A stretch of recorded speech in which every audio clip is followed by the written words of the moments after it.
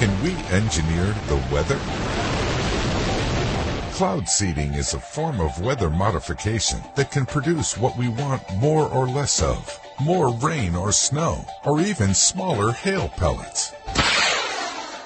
China is building the world's largest weather modification system to artificially enhance rain that will cover an area of over 2.1 million square miles by 2025. Today, at least 52 countries across the globe are using some sort of weather modification program.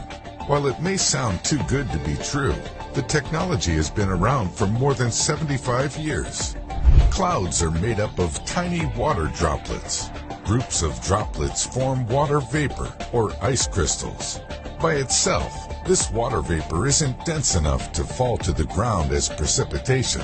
Instead, it rises until it becomes supercooled and condenses around tiny particles of dust in the sky, called condensation nuclei. It takes billions of these condensed water droplets to form a visible cloud. In cloud seeding, a seeding agent is used as the condensation nuclei. Typical seeding agents are chemicals such as silver iodide, potassium iodide, or solid carbon dioxide. These are shot into clouds by rockets or sprayed into clouds using drones or aircraft. Unattached supercooled water vapor molecules in the clouds condense around these particles. The condensed water vapor droplets then group together, becoming larger and heavier. This process continues until the droplets are large enough to fall as rain. Recently, the UAE created artificial rain using drones. These drones targeted certain clouds with electrical discharges through concentrated lasers to force water droplets to pool in the air, triggering the desired rainfall. Today, the largest cloud seeding system in the world is found in China. China creates 55 billion tons of artificial rain a year. Other countries are also looking to ramp up cloud seeding efforts in the hope of increasing precipitation. Thailand has an ambitious aim to remove water shortages in 98% of the country's drought-affected areas by 2037. The idea behind cloud seeding is to create rain in regions that are most affected by droughts, thus reducing the impact of droughts. In 2015, cloud seeding increased the local rainfall in Texas by about 34%. The technology can also be used to manage hail.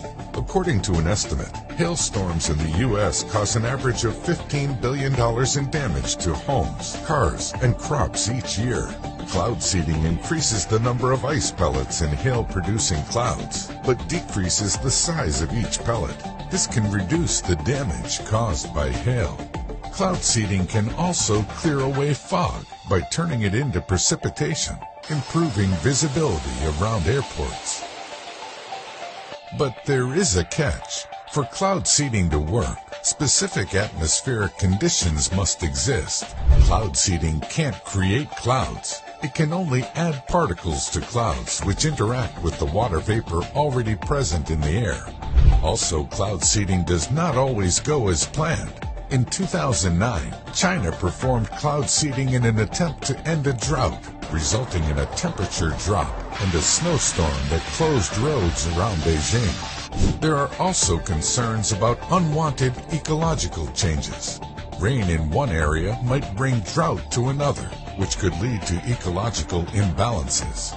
After all, water that falls from the sky must go somewhere. If that extra precipitation falls in a place where it cannot be absorbed into the ground, then it could trigger flooding. Today, water shortages and floods affect every continent. Around 1.2 billion people, or almost 1/5 of the world's population, live in water-scarce areas. Another 500 million people face intermittent scarcity, and around 1.47 billion are directly exposed to the risk of intense flooding. While cloud seeding is not a permanent solution, it may help to reduce the number of those affected.